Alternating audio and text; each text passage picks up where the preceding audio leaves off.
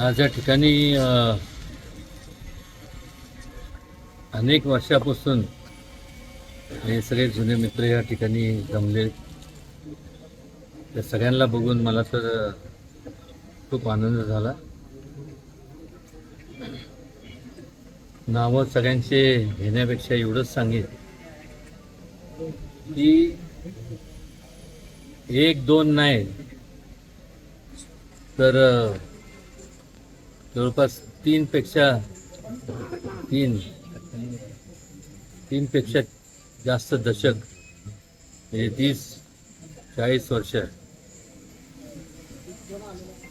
असणारे हे संपूर्ण माझे मित्रमंडळी आज त्यांच्या माध्यमातून आणि खास करून माझे मित्र सुशील दादा मोजर त्यांचं प्रतिष्ठान त्याच्या माध्यमातून आज अत्यंत स्तुत्य असा हा जो उपक्रम त्यांनी हाती घेतला. खऱ्या अर्थाने त्यांना व त्यांच्या संपूर्ण प्रतिष्ठानमधल्या असणारे संपूर्ण जे त्यांचे पदाधिकारी असतील, सहकारी मित्र असतील, या सगळ्यांना सुद्धा मी धन्यवाद देतो की पावसाळ्याच्या काळामध्ये ज्यावेळेस अनेक ते दुर्लक्षित लोक असतात त्यांच्याकडं त्यांना भिजावं लागतं, पैसे अभावी त्यांना छत्र्यासुद्धा म्हणजे पोटाची खळगी भरता तिथंच त्यांना विचार करावा लागतो. पण म्हणजे छत्र्या तर लांबच राहिल्या. आणि असं असताना एक अत्यंत चांगला असा उपक्रम त्यांनी हाती घेतला. त्यांचं मनापासून व्यक्तिशः मी आणि आमचा संपूर्ण जो माझा मित्रसमूह आहे, सुनील तात्या काटकर असतील, सगळे म्हणजे नाव महेश गुरव, अमोल, लक्ष्मण, हे तर जेवढे नावं घ्यावं थोडेच सगळ्यांनी पहिल्यापासून ज्या वेळेस आम्ही कधी राजकारण केलं ना पण सुरुवात केली.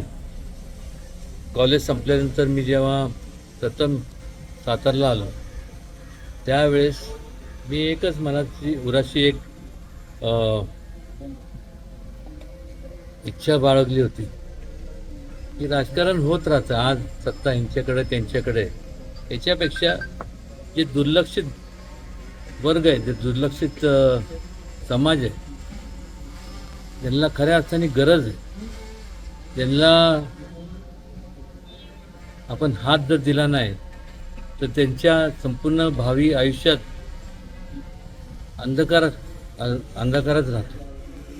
एक या घराण्याची सामाजिक बांधिलकी आणि त्यात मिळाले मला संपूर्ण असे त्यावेळेस जसं म्हणजे मला त्यावेळेस आम्ही जेव्हा सुरुवात केली तर की माझं संपूर्ण आयुष्य हे पहिलीपासून शेवटपर्यंत म्हणजे बाहेर बोर्डिंगला होतो.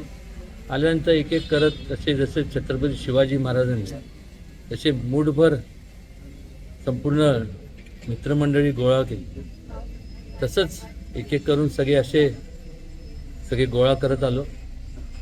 आणि मी अभिमानाने मला आज सांगावंसं वाटतं की मी माझ्या वडिलांचा अंत्यविधीला पाहिला आहे. त्यानंतर वसंतदादा पाटील त्यांचा पण बघितलं आणि एक ईर्ष्या होती मनात की आज एवढं त्या लोकांनी एवढे लोक जोडले तर आपण त्या दोघांच्या पेक्षा जास्त लोक आपण माझ्याकडनं जोडले गेले पाहिजे. मतीदार तर एवढाच आहे, मी काय इतक्यात जात नाही त्यामुळे तुम्ही असं बघू ना आता चालतोय काय आहे. पण माझ्या वेळेस ते काय लगेच जात नाही, लगेच पेढे वाटू नका काय सगळ्यांनी. पण एवढे लोक मित्रमंडळी वेगवेगळ्या क्षेत्रातले सगळे एक जमा केलेत. ही खऱ्या अर्थाने मी समजतो की ही माझी श्रीमंती. राजे राजवाडे हे काय माझी श्रीमंती नाही. मित्र, जोडलेले लोक आणि त्यांच्या माध्यमातून मिळालेलं प्रेम ही सगळ्यात मोठी श्रीमंती या जगातली. जी जोडल्यानंतर मिळते ती कधीच त्याला तोडच नाही.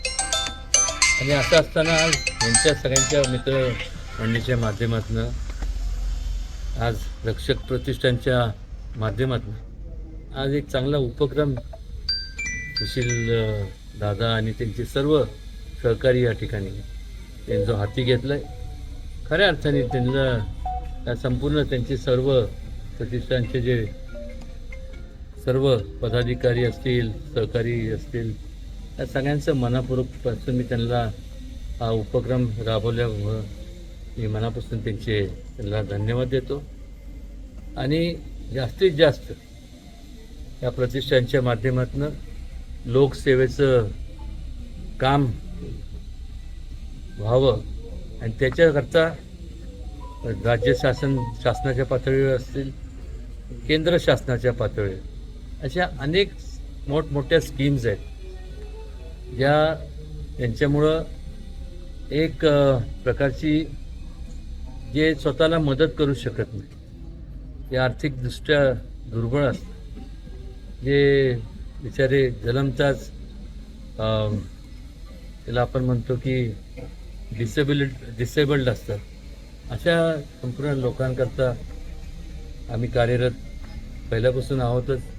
पण त्यातसुद्धा ह्या सर्वांनी खास करून रक्षक प्रतिष्ठानच्या सर्व लोकांनी त्याच्यात मनापासून ते लक्ष घालावं. भरपूर फंड्स आहेत, तिकडनं आणता येतील. केंद्र शासन आहे, राज्य शासन आहे आणि वेगवेगळ्या मोठ्या आता वर्ल्ड बँकच्या ज्या स्कीम्स आहेत, कुठून पण आपल्याला पैसे आणायला कुठं कमी पडणार नाही.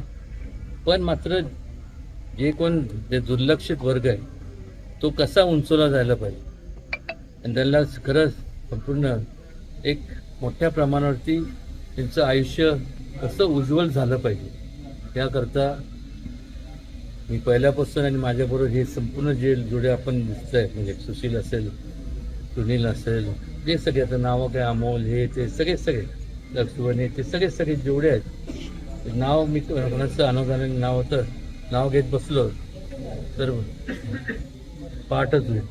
त्यामुळे जेवढे असंख्य माझे मित्रमंडळी या सगळ्यांचे मनापासून त्यांना एकच सांगेन की आयुष्यातला आपल्यासाठी आपण करतोच, पण आयुष्यातलं थोडासा किमान एक 10-15-20% वेळ हा लोकांच्या सेवेकरता आपण दिला पाहिजे आणि ते तसे करतात आहे. आणि मनापासून ह्या प्रतिष्ठानाला त्यांच्या भावी कार्यासाठी मी शुभेच्छा देतो. असं जास्तीत जास्त समाजाच्या उपयोगी असणारे उपक्रम त्यांनी राबवावेत. जे काय असेल त्यांना जी मदत लागेल त्या सर्वांना, आणि असे जे काय अनेक वेगवेगळे प्रतिष्ठानचे जे लोक आहेत त्यांनासुद्धा आवर्जून सांगावंसं वाटतं मला की तुम्हालासुद्धा समाजसेवासाठी काय कुठलं कार्य तुम्हाला मदतीचा हात हे कधी आकडता घेत नाही आणि त्याच्यातनं जास्तीत जास्त ह्या आपल्या आयुष्यात त्यांना स्वतःला जे मदत करू शकत नाही अशा लोकांना आपण हात देऊन त्यांना उंचीवर आणण्याचं आपण काम करावं, एवढंच त्या प्रसंगी मला सांगावंसं वाटतं. आणि दुसरी गोष्ट म्हणजे की खूप बरं वाटतं, एक मानसिक समाधान वाटतं ज्यावेळेस लोकांची आपण सेवा करतो. असे अनेक म्हणजे माझ्या आयुष्यातले अनेक क्षण आहेत, पण सगळं मी काय सांगणार नाही. पण एकच सांगतो, मदर टेरेसासारख्या थोर व्यक्ती होऊन गेले. त्यांच्या मी तिथं पण काम केलं आहे, तिथं जाऊन बघितलं एवढं महान कार्य, म्हणजे जे त्या संपूर्ण त्या लोकांसाठी, म्हणजे त्यांना लेप्रेसी झाली, म्हणजे कुष्ठरोगी लोकांमध्ये जाऊन त्यांचं एवढं केलं. खरोखर म्हणजे त्यांचं ह्या लोकांचं असे अनेक उदाहरणं आहेत.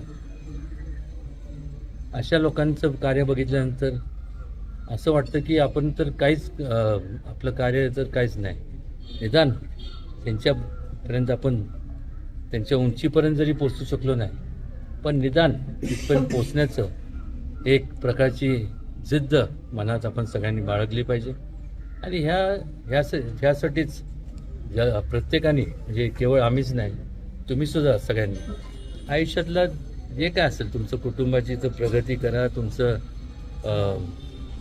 करिअर जे काय तुम्ही निवडलं आहे त्याच्यात तुम्ही कॉन्सन्ट्रेट करा. पण कुठंतरी जे दुर्लक्षित जो वर्ग आहे त्याच्याकरता आयुष्यातले 10% फक्त वेळ तुम्ही आपण सर्वांनी द्यावा, एवढीच या ठिकाणी मी माझं मनोगत व्यक्त करतो. आणि पुन्हा एकदा सुशीलदादा मोहरर आणि त्यांचे संपूर्ण प्रतिष्ठानचे जे सर्व पदाधिकारी, कार्यकर्ते म्हणा, सहकारी मित्र, या सगळ्यांना आजचा चांगला प्रकारचा उपक्रम त्यांनी राबवल्यामुळं मनापासून धन्यवाद देतो. आणि ह्या प्रतिष्ठानच्या माध्यमातून जास्तीत जास्त लोकांची सेवा व्हावी एवढीच या प्रसंगी हे करतो. आणि त्या संपूर्ण हे करत असताना कुठेही मी या बाबतीत कमी पडणार नाही एवढं या प्रसंगी मी आपल्या सगळ्यांना ग्वाही देतो. एबीपी माझा, उघडा डोळे बघा नीट.